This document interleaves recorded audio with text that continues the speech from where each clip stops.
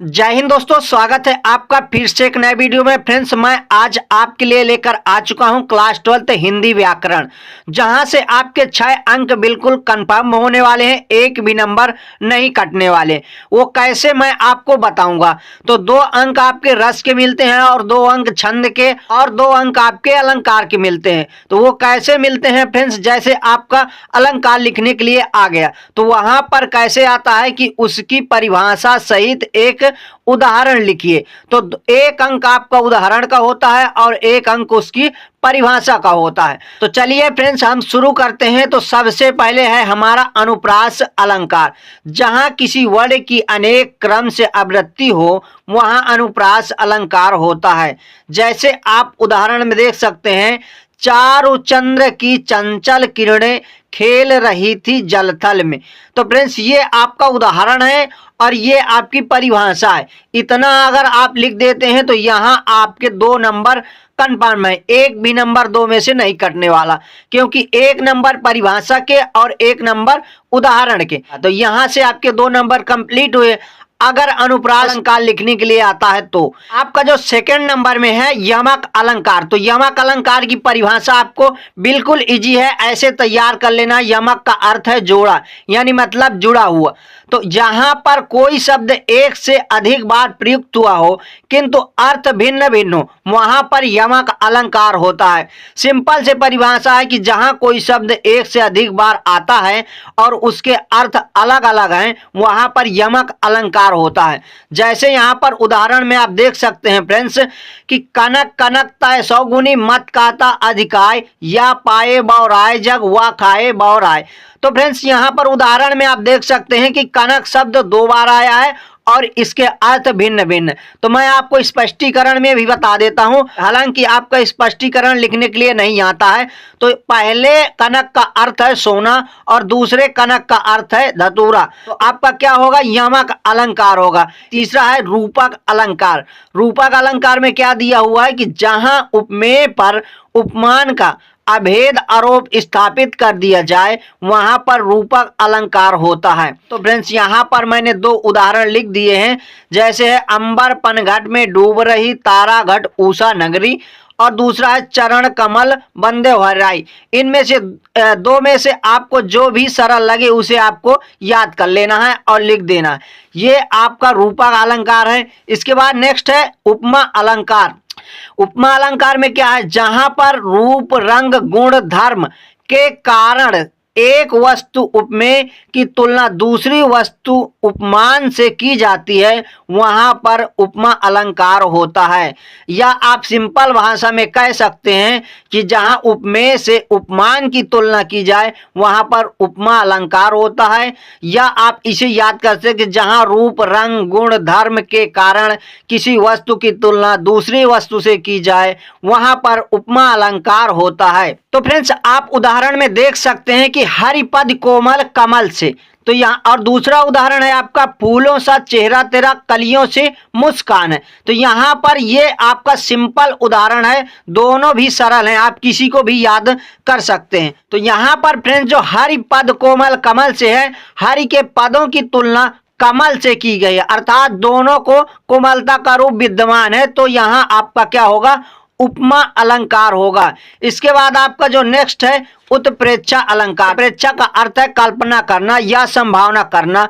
तो उत्प्रेक्षा का अर्थ है कल्पना, जहां उपमेय में उपमान की तुलना या संभावना की जाती है वहां उत्प्रेक्षा अलंकार होता है।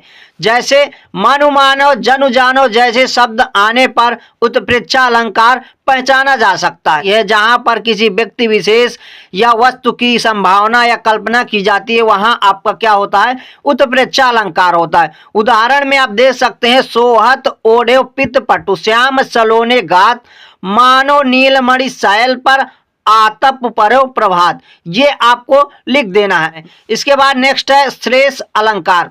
श्लेष का अर्थ होता है चिपका हुआ, जहां कोई शब्द एक बार प्रयुक्त हुआ हो किंतु प्रसंग भेद से उसके अर्थ एक से अधिक हो वहां पर श्लेष अलंकार होता है। तो श्लेष का अर्थ होता है चिपका हुआ। जैसे उदाहरण में आप देख सकते हैं, पानी गए न उबरे अब मोती मानस चून। तो पानी का यहाँ पर एक बार प्रयोग हुआ है, लेकिन इसके अर्थ वहां पर भिन्न भिन्न है। वो मैं आपको बता देता हूं फ्रेंड्स। मोती के लिए भी पानी है, मानस यानी मतलब आत्मसम्मान के लिए भी पानी है, और चूने के लिए भी पानी का शब्द प्रयोग हुआ है। तो यहाँ मोती के लिए पानी का अर्थ है क्रांति, और मानस के लिए पानी का अर्थ है आत्मसम्मान, और चूने के लिए फ्रेंड्स आपका पानी का अर्थ है जल। इस प्रकार फ्रेंड्स आपके यहाँ तीनों के अर्थ अलग अलग हैं, एक बार पानी का प्रयोग हुआ है। तो यहाँ ये आपका 6वें नंबर में श्लेष अलंकार है। तो आपका फ्रेंड्स यहाँ से अलंकार कंप्लीट हुआ। अब आते हैं फ्रेंड्स रस। हम रस देख लेते हैं, रस में आपको कितने नंबर मिलने वाले, हम कितने रस पढ़ने हैं ये आपको देख लेना है। तो रस को सबसे पहले हम उसकी परिभाषा तैयार कर लेते हैं कि आखिरकार रस कहते किसे हैं।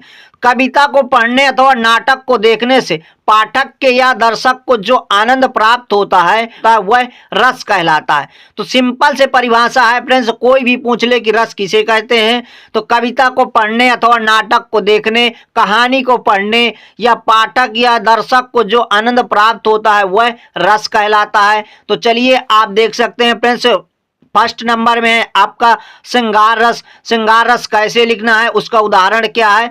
तो श्रृंगार रस का स्थायी भाव रति है। जब रति नामक स्थायी भाव विभाव, अनुभाव और संचारी भाव से सहयोग करता है तो वहां पर श्रृंगार रस कहलाता है। यह श्रृंगार रस होता है। उसका उदाहरण आप देख सकते हैं, यह रेशमी जुल्फें, ये शरबती आंखें, इन्हें देखकर जी रहे हैं सभी। फ्रेंड्स ये आपको तैयार कर लेना है, बहुत ही इजी है, ये गाने के फॉर्म में है। अगर आप तैयार कर लेते हैं ना फ्रेंड्स तो आपके 2 नंबर बिल्कुल भी नहीं कटने वाले। तो इस प्रकार से फ्रेंड्स इसका उदाहरण कंप्लीट हुआ। अब नेक्स्ट में हमारा दूसरा है हस रस। हस रस का स्थायी भाव हास होता है। किसी व्यक्ति की अनोखी आवृत्ति, अनोखे ढंग की वेशभूषा तथा बातचीत, विचित्र प्रकार की चेष्टाएं आदि को देखकर हृदय में जो विनोद का भाव उत्पन्न होता है वहां पर क्या होता है, वही आपका हास्यरस कहलाता है, या वहां पर हास्यरस होता है। आप उदाहरण में देख सकते हैं, जैसे प्रति प्रति सुनि उकसाही अकुसाही, देखी दशा हरिगन मुस्काही। ये फ्रेंड्स देखिए, किसी व्यक्ति की अनोखी ढंग वेशभूषा, यहाँ पर विचित्र प्रकार की सब कुछ आ गया है। तो फ्रेंड्स इतना तो आप समझ गए होंगे कि ये दोहा कहाँ का है और किस लिए ये हरिगन मुस्काही। तो यहाँ आपका क्या है, हास रस है, क्योंकि इस दोहे को पढ़ने के बाद हंसी आ रही है। तो इस प्रकार से आपका हास रस कंप्लीट हुआ। इस रस के बाद आपको तैयार करना है करुण रस। तो फ्रेंड्स आपका तीसरे नंबर में है करुण रस। करुण रस का स्थायी भाव शोक होता है। प्रिय व्यक्ति के पीड़िता या गत होने पर या इष्ट वस्तु वैभव आदि के नष्ट होने पर, यानी मतलब कोई आपकी प्रिय वस्तु नष्ट हो जाती है या वैभव नष्ट हो जाता है, नष्ट होने पर हृदय को जो क्षोभ या कलेश होता है, उसी की व्यंजना से करुण रस की उत्पत्ति होती है।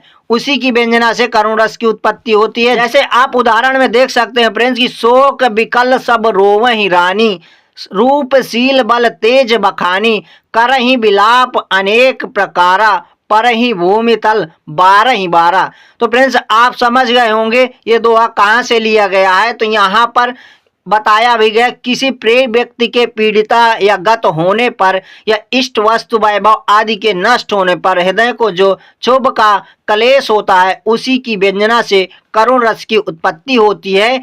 जैसे यहाँ पर लिख दिया है मैंने, तो ये शोक विकल सब रोवहि रानी, ये आपका रामायण से है फ्रेंड्स। जब भगवान राम को वनवास हो गया था, वहीं राजा दशरथ की मृत्यु हो जाती है। तो यहाँ पर वही दोहा दिया हुआ है कि शोक विकल सब रोवहि रानी, रूपशील बल तेज बखानी, करहि विलाप अनेक प्रकारा, परहि भूमि तल 12 ये आपको लिख देना है। तो आपका क्या होगा, करुण रस कंप्लीट हो जाएगा। इसके बाद जो नेक्स्ट है फ्रेंड्स आपका वीर रस है। वीर रस भी देख लेते हैं, जो कि इस प्रकार से मैंने लिखकर बता दिया है। वीर रस का स्थायी भाव उत्साह होता है। जब उत्साह नामक स्थायी भाव विभाव, अनुभाव तथा संचारी भाव से सहयोग करता है तब वीर रस की उत्पत्ति होती है। उदाहरण आप देख सकते हैं फ्रेंड्स की पहरी ध्वजा फड़की भुजा, बलिदान की ज्वाला उठी, निज मात्र भूमि के नाम में चढ़ मुंड की माला उठी। जब शिवाजी कहाँ चले थे, जंग लड़ने के लिए चले थे। तो वहां पर ये उदाहरण मिलता है कि फहरी ध्वजा फड़की भुजा बलिदान की ज्वाला उठी, निज मातृभूमि के नाम में चढ़मुंड की माला उठी। तो फ्रेंड्स इस दोहे को पढ़ने से भी आपके रोम रोम खड़े हो जाएंगे, क्योंकि ऐसी इसमें प्रेरणा दी गई है। तो यहाँ जहाँ उत्साह हो वहां पर आपका वीर रस होता है। तो इस प्रकार आप रस भी कंप्लीट हो गए। अब आता है फ्रेंड्स छंद। छंद देख लेते हैं कितने हैं आपके। छंद इस प्रकार दिया हुआ है। छंद में आपको क्या करना है, चौपाई छंद सबसे पहले कंप्लीट करना है, जो 2 अंक का आता है फ्रेंड्स उदाहरण सहित। चौपाई की परिभाषा लिख देना है आपको। यह सब मात्रिक छंद है। इसमें 4 चरण होते हैं। प्रत्येक चरण में 16-16 मात्राएं होती हैं। चरण के अंत में लघु नहीं होना चाहिए, परंतु 2 लघु या 2 गुरु हो सकते हैं। यहाँ स्पष्ट ये किया गया फ्रेंड्स, कोई एक नहीं हो सकता, न एक लघु हो सकता न एक गुरु हो सकता। इनमें से दोनों होना चाहिए, तो 2 लघु हो या तो 2 गुरु हो। जैसे आप उदाहरण में देख सकते हैं, जब जब होई धर्म की हानि, बढ़ई असुर अधम अभिमानी, तब तब प्रभु धरि विविध शरीरा, हरहि कृपा निधि सज्जन पीरा। ये आपका फ्रेंड्स, अगर आपको मात्रा लगाना नहीं आता है तो आप कमेंट कर दीजिएगा, मैं आपको मात्रा लगाना सिखा दूंगा। इस प्रकार फ्रेंड्स आपके चौपाई छंद की दोहा कंप्लीट हुई। अब नेक्स्ट में आपका दोहा है, जो दोहा भी आपका 2 नंबर का आता है। आपको तैयार कर लेना फ्रेंड्स, छोड़ना नहीं है। तो दोहा में लिख देना है, यह अर्ध सममात्रिक छंद है। इसमें 4 चरण होते हैं। पहले और तीसरे चरण में 13-13 मात्राएं, दूसरे और चौथे चरण में 11-11 मात्राएं होती हैं। चरण के अंत में लघु होना आवश्यक है।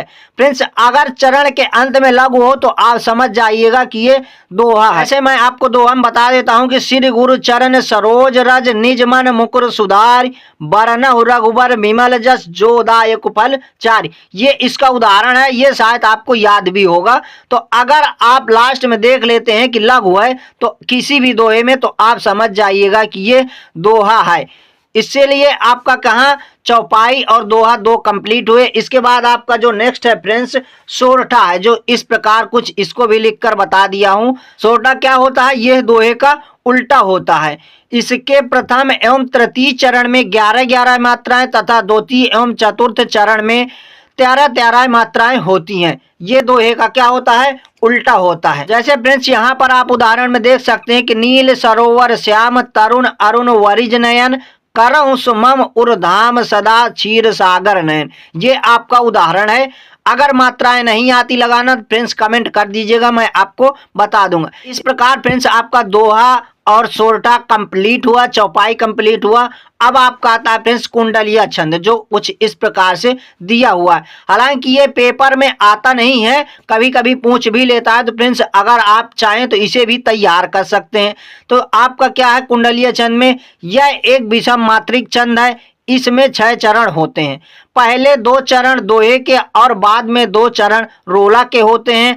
प्रत्येक चरण में 24 मात्राएं होती हैं, परंतु मात्राओं का क्रम पहले 2 चरणों में 13-11 का तथा बाद में 4 चरणों में 11-13 का क्रम रहता है। जिस शब्द से छंद का आरंभ होता है उसी शब्द से छंद का अंत भी होता है। फ्रेंड्स तो साधारण भाषा में आप कह सकते हैं, जहां से ये शुरू होता है वहीं खत्म होता है।